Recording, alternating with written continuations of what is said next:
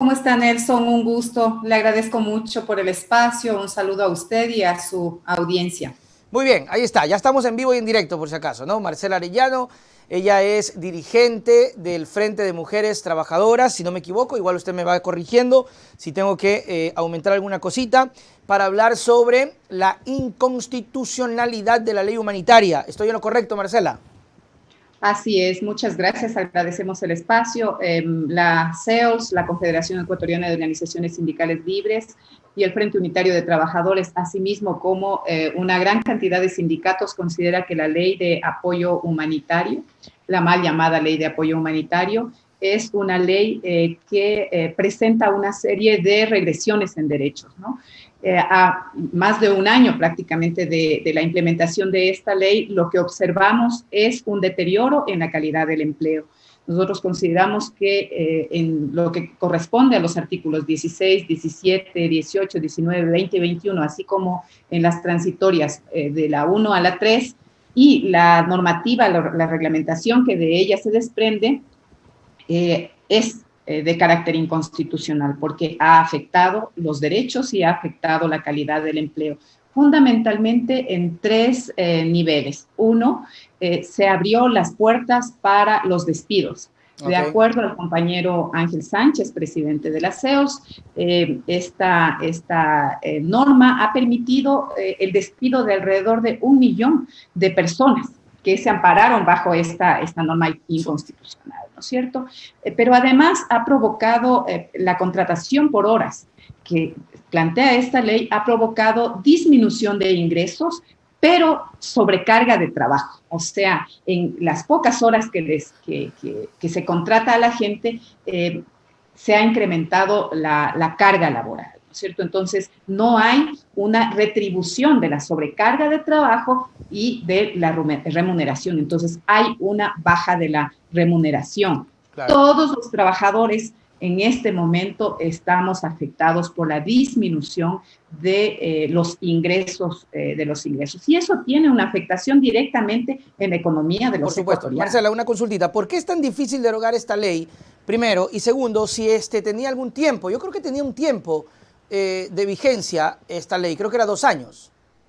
Bueno, nosotros estamos planteando, así es, nosotros estamos planteando que a la Corte Constitucional los sindicatos, varios sindicatos, entre ellos la CEOS y el Frente Unitario, plantearon, apenas se implementó esta ley, se planteó una demanda de inconstitucionalidad.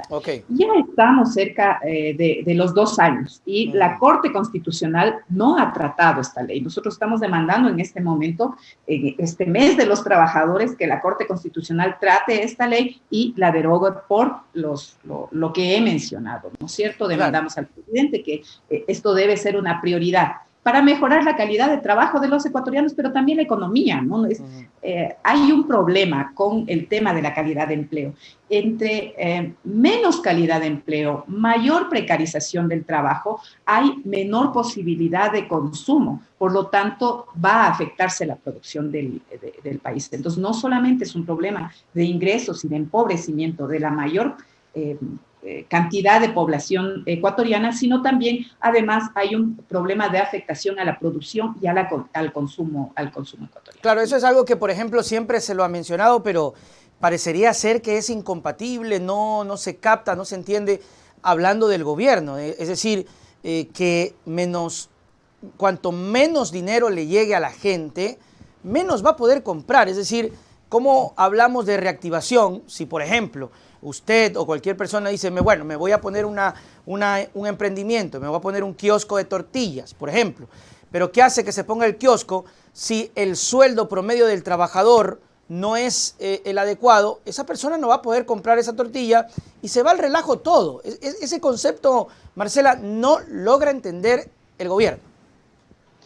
Desafortunadamente, los gobiernos ecuatorianos han sido gobiernos que están estrechamente vinculados a los organismos internacionales, ¿no? Los organismos internacionales ya desde hace 4 décadas están planteando un proceso de ajuste estructural. A esto le hemos denominado neoliberalismo, ¿no? Y ello implica también flexibilización de la mano de obra. La flexibilización en el Ecuador en los años 90 quiso implementarse con este discurso de que la mano de obra flexible que a menos derechos habrá más contrataciones.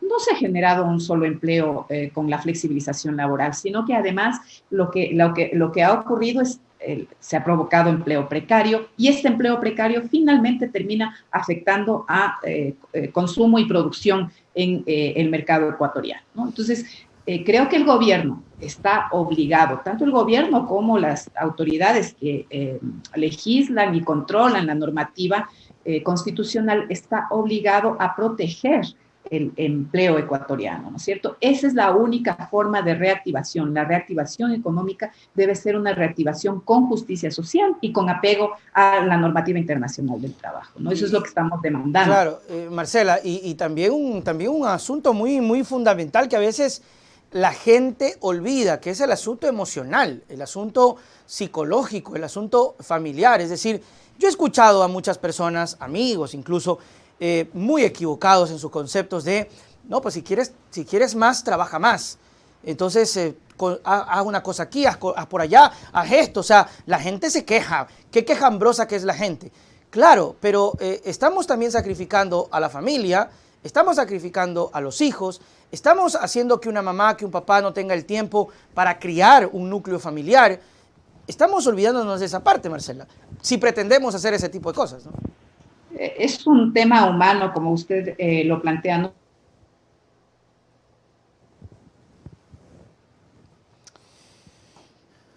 Vamos a esperar un poquito para que vuelva la conexión, porque a veces se nos va la conexión. Bueno, no, nosotros no, en este caso a Marcela. Ahí sí. Entonces, planteaba que efectivamente el movimiento sindical desde su nacimiento ha planteado que se logre 8 horas de trabajo. Miren, la primera lucha y movilización mundial, no solamente de algunos países, sino mundial, fue alrededor de las 8 horas de trabajo, 8 horas de descanso y 8 horas de recreación. Eso es lo que se planteaba, ¿no es cierto? Las 8 horas entonces dedicadas a la familia o a lo que uno quiera claro hacer, que sí. ¿no es cierto?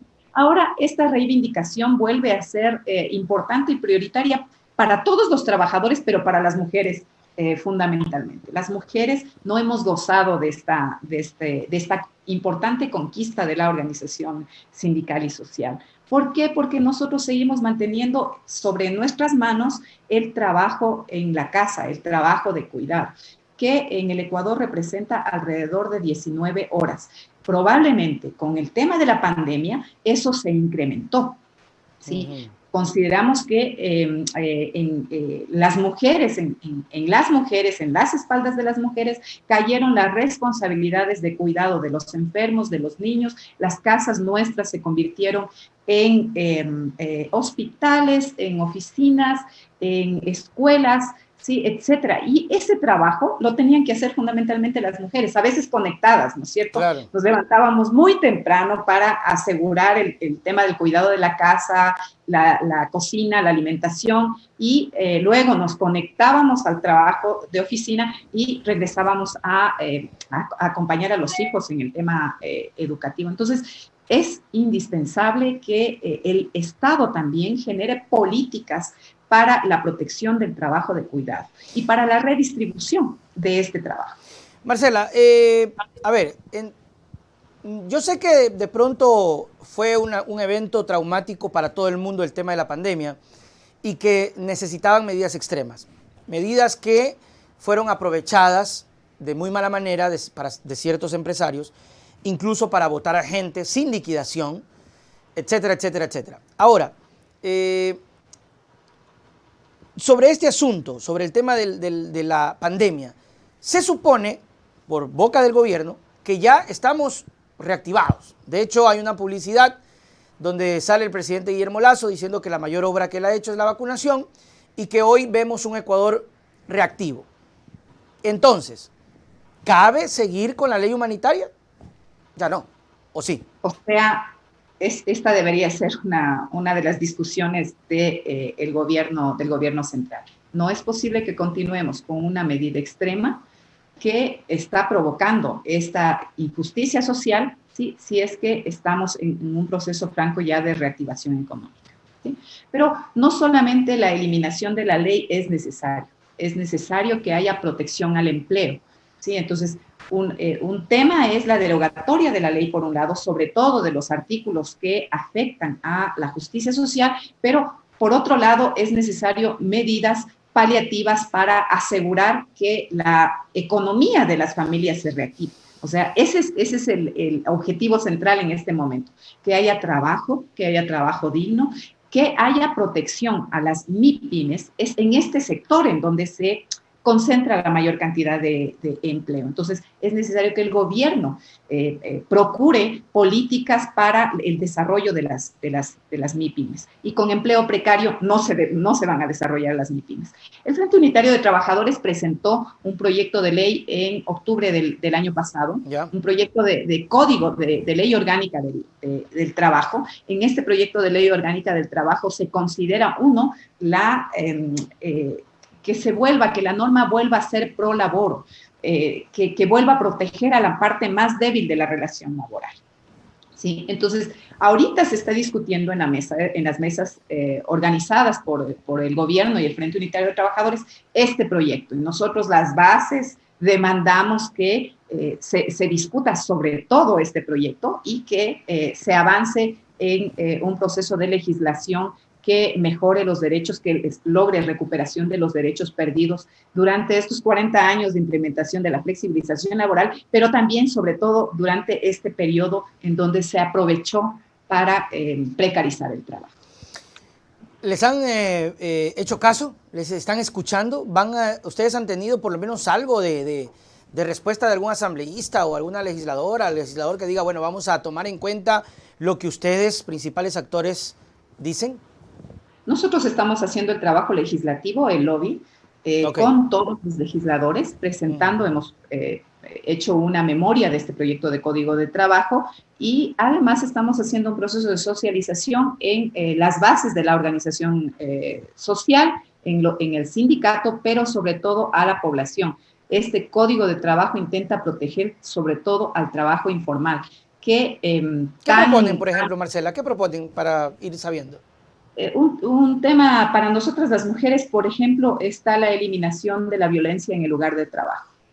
El mercado de trabajo es un escenario profundamente violento precisamente por estas inequidades, ¿no? Los trabajadores llegan sin poder a un puesto de trabajo. Entonces, hay que tomar medidas que garanticen que ese poder no implique ejercicio de violencia. El despido, el salario bajo, etcétera, son elementos de... Los abusos.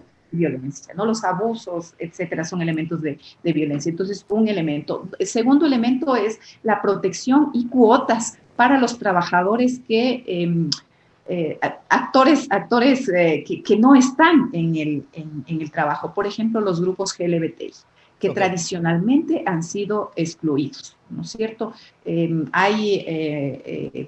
La norma plantea la no exclusión, ¿no es cierto? Pero en la práctica ocurre que estos trabajadores están fuera del mercado de trabajo formal. Entonces hay cuotas y una serie de protecciones.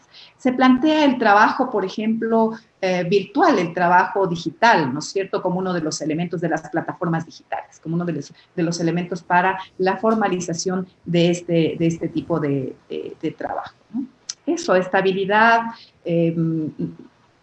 normas básicas para la protección social en el trabajo. Esto es lo que plantea el código. No es un código del otro mundo, son normas básicas, esenciales, que un trabajador ecuatoriano debe tener en lugar de trabajo.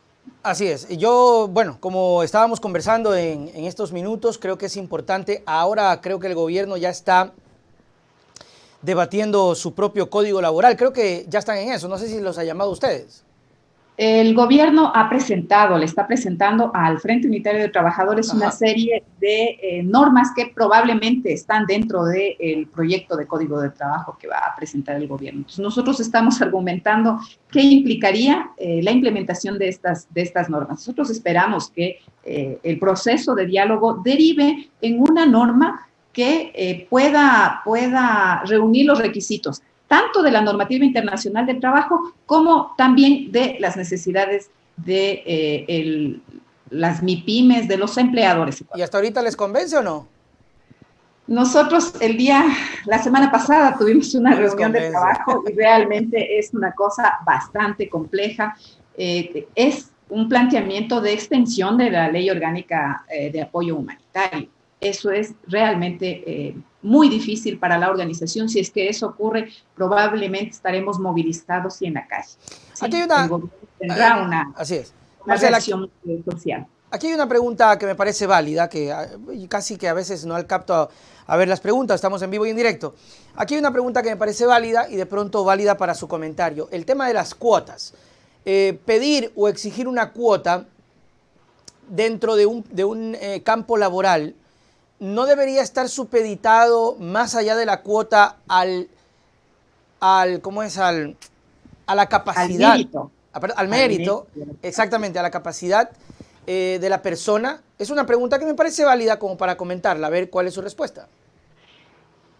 En este sector de la población hay mucho mérito y mucha capacidad. Okay. ¿No es cierto? Las cuotas lo único que son políticas de acción positiva, políticas que permiten que se identifique a estas personas que tienen capacidades para hacer determinados trabajos y que no sean excluidos o discriminados por tener determinada tendencia política, sexual o determinada opción, ¿cierto? Entonces, yo diría, las cuotas lo que hacen es que el empresario, el empleador, sí pueda identificar capacidades en estos sectores, ¿no?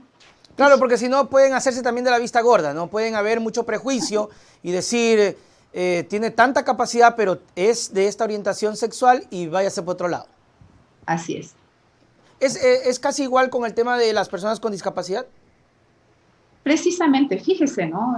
Cómo se ha logrado romper esa barrera de la contratación, la difícil contratación que resultaba con las personas con discapacidad, ¿no es cierto? Y ahora tenemos a las personas incorporadas en el trabajo y personas que aportan en su lugar de trabajo, que aportan a la sociedad y que aportan a sus familias, ¿no es cierto? Claro, eso es lo bueno. Marcela, ¿qué es lo que esperan? ¿Qué es lo que piden? ¿Qué es lo que solicitan? ¿Y cuáles son los pasos a seguir de esta lucha que es buscar la derogatoria? Creería yo que si estamos presenciando una reactivación, ya estaría de más el tema de la ley humanitaria, que aparte ha sido un abuso y que además, si algo bueno tenía, tampoco se lo está haciendo. Me refiero al tema de los trabajadores de la salud, que se les prometió estabilidad y han sido también despedidos. Sí, yo creo que, fíjese, hay que retroceder también en la implementación de la política neoliberal. La pandemia nos enseñó que las instituciones públicas necesitan estar fuertes, que los sectores estratégicos, que los servicios públicos de salud, de educación, necesitan tener atención particular. Y uno de los ejes de servicios públicos de calidad es el empleo digno de estos trabajadores, ¿no es cierto? Nos encontró la pandemia con un sistema de salud público totalmente endeble, totalmente debilitado, con trabajadores que estaban despedidos, ¿no es cierto?, incapaz de enfrentar la pandemia. ¿Quiénes se enfrentaron? Médicos, enfermeras. A estos trabajadores se les debe reconocer su esfuerzo y que ellos estuvieron entregando prácticamente la vida. No tenemos índices de cuántos médicos, enfermeras, personal de salud fallecieron en la pandemia, pero fallecieron fundamentalmente cumpliendo sus funciones. Entonces, el Estado necesita proteger este tipo de empleos. Y, por otro lado, al gobierno le pedimos derogatoria y sobre todo de estos artículos, ¿cierto? A la Corte Constitucional que declare la inconstitucionalidad que solicita el Frente Unitario de Trabajadores y que solicitan varios sindicatos. Hay varias demandas de inconstitucionalidad de esta ley.